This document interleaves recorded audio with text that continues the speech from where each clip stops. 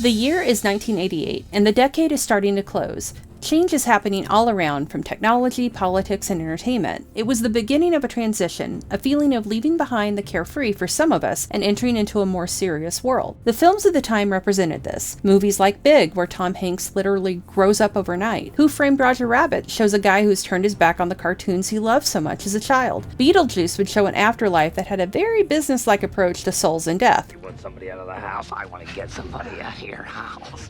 Come. What I'm saying is it was a weird time to be growing up in.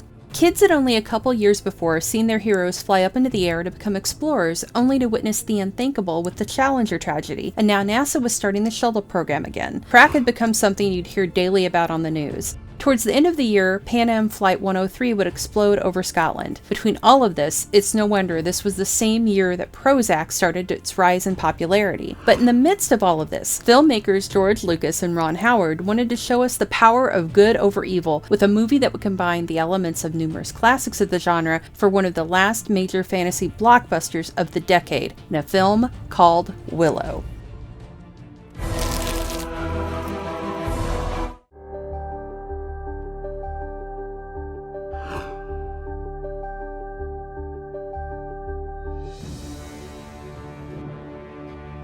George Lucas was riding high on the success of the Star Wars trilogy and the Indiana Jones franchise, with which he'd collaborated on with Steven Spielberg, when he decided it was time to make the film he'd had an idea for since before making Star Wars. It was a fantasy film about good versus evil in a land of magic. Lucas had numerous ideas for the project, but wouldn't be able to see anything realized for nearly a decade after his idea because, in his own view, special effects wouldn't be advanced enough to take on what he had in mind. Before the film would go into production in the late 80s, Lucas's vision would morph in quite a number of different forms, which, given what happens in the film, shouldn't be that surprising. Lucas would go from focusing on the wonderful world of Oz to pulling from European folklore and mixing in a healthy dose of Tolkien into a large pot, topped with a heaping side of Harryhausen. Lucas approached a then 12-year-old Warwick Davis during Return of the Jedi and told him and his mother that he had a film idea specifically with Davis in mind, but it wasn't quite ready yet. It would be 5 years later when Davis would get the title role in what was the fruition of Lucas's idea.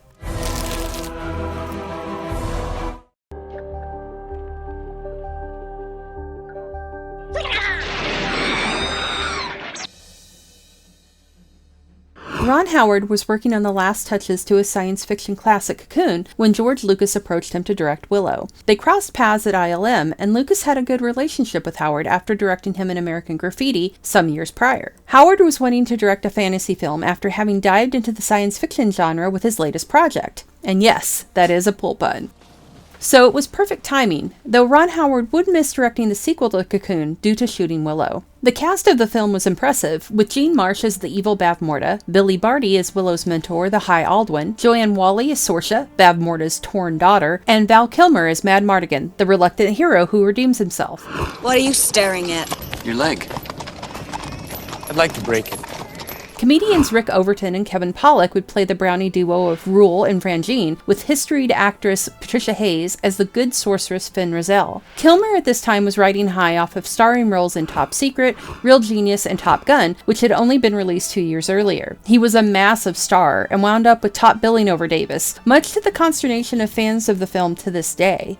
Shooting began in 1987. While some of the more specialized shots were filmed in California, the film was mainly shot in Europe, England, Wales, and Ireland, but also in New Zealand, which would become a haven for fantasy fans years later due to The Lord of the Rings, a story that would heavily influence Willow. The film would continue George Lucas's history of combining the old and new of Hollywood. Special effects for the film would include stop motion, and for the first time on film, morphing technology for the scene where Finn Rizal takes on multiple animal forms, while Willow tries to make her human again.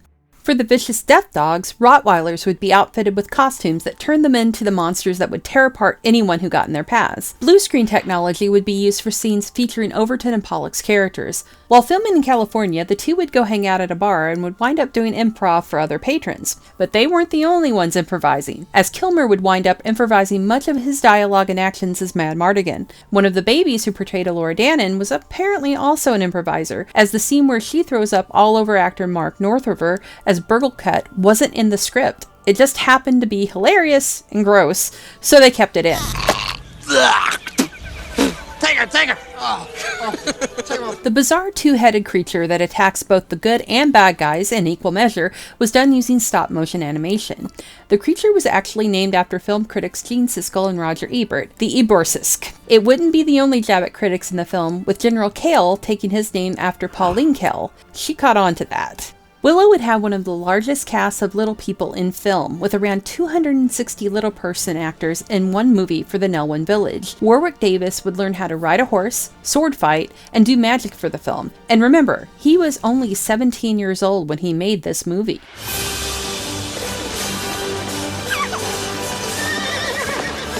The score for the film was composed by the late great James Horner. Not enough can be said about Horner and this music. It's a beautiful score. That same year, Horner would work on Red Heat, Vibes, Cocoon the Return, and Deathstalker and the Warriors from Hell. Horner was prolific and would leave behind an insane amount of work, including films like Avatar, Titanic, and Glory, among so many others. He was tragically killed in an airplane crash at the age of 61 in 2015.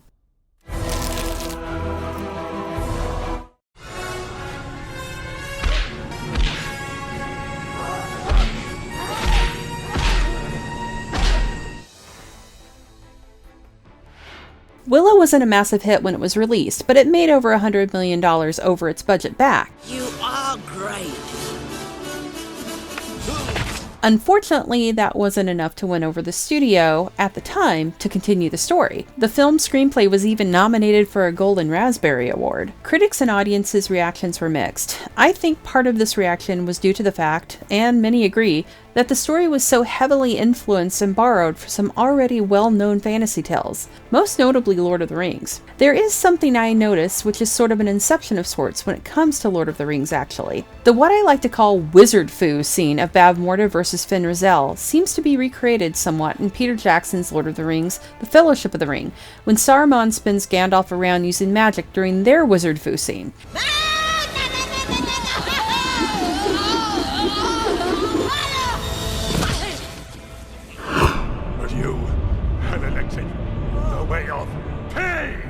It's a nice nod, or at least I'd like to think so. But again, I can see what Lucas was doing here, paying homage as he did with his work on Star Wars and Raiders of the Lost Ark, by taking what he loved from what came before and creating something new.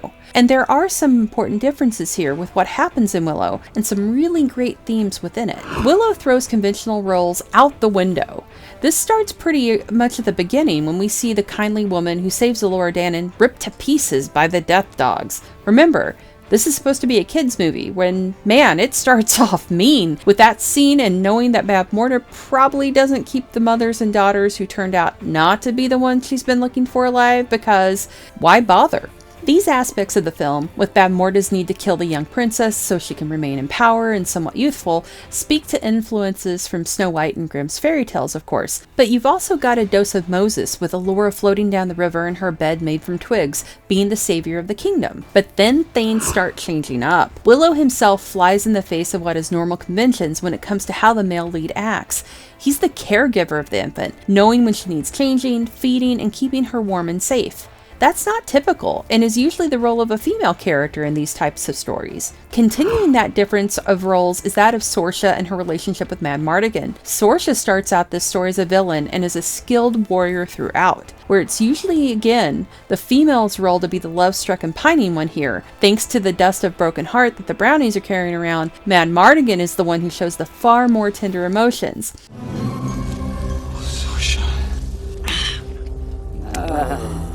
Sorsha and Madmartigan are equals here, and these scenes are helped by the fact that Kilmer and Wally were falling for each other in real life. Speaking of Sorsha, let's talk about her mother and her sworn enemy, Fin Raziel.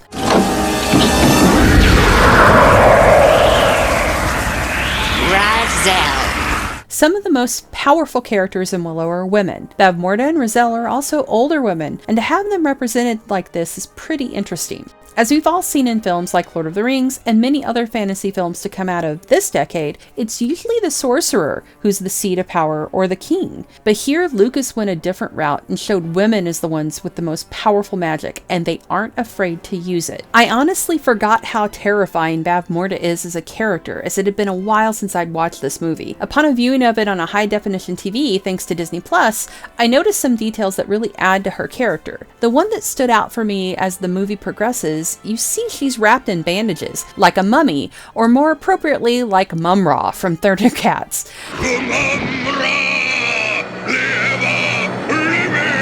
It speaks to her being very old, and like Mum-Ra, which I never thought I'd be comparing these two, having some pretty ancient magic to pull from.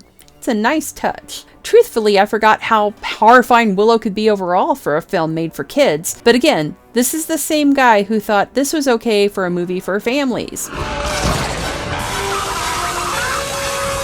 And this was too.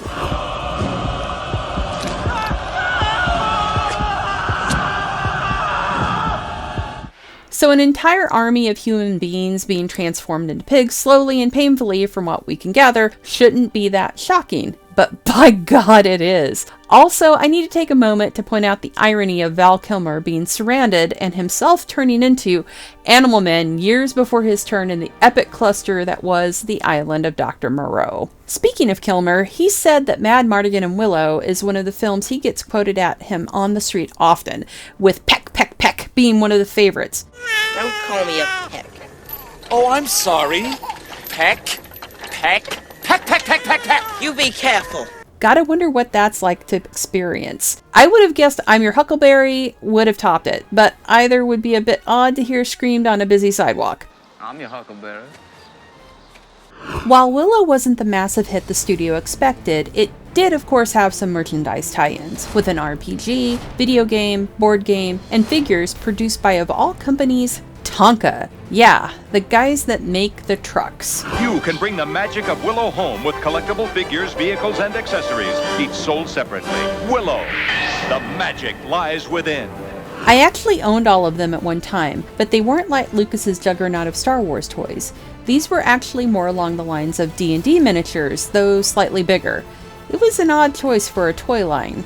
Lucas had intended there to be more than one film and had more tales to tell of this world he created. So 7 years later, Lucas and X-Men scribe Chris Claremont wrote 3 sequel novels known as the Chronicles of the Shadow War. And, spoiler alert, things don't go very well for a lot of the characters you may love, namely the fact that in the first book, Sorsha and Madmartigan are killed off pretty early on during what is called the Cataclysm. The books follow Willow, now known as Thorn Drumheller, and a teenage Delora Dannon as they try to stop the forces trying to destroy their world. While there was talk of a TV series bantered about for years, it wasn't until Disney Plus came along and Disney got the rights to the property that fans who'd been wanting to return to this mystical world would finally get their wish granted. In 2020, the sequel series was greenlit and filming actually started, with Warwick Davis coming back as the title character and Ron Howard as executive producer. Not much else is known plot-wise, so we can't say for sure if the series is going to follow the plot of the book sequels Lucas and Claremont wrote. Willow's popularity has grown enormously over the years. In 2013, a 25th anniversary edition of the film was released on Blu-ray and reinvigorated an already growing fan base and garnering new fans to the film. When the new series was announced, social media exploded with excitement. Willow will surprise you. While there's a lot that's familiar, there's a spin to it you may not expect. George Lucas and Ron Howard did a good job melding together various aspects of the fantasy genre into something that fans look back fondly on to this day, and which we will be returning to very soon. There aren't a lot of films that can say over 30 years after its release they're getting a sequel, let alone a TV series. So well done, Willow Ulfgood. A great sorcerer indeed.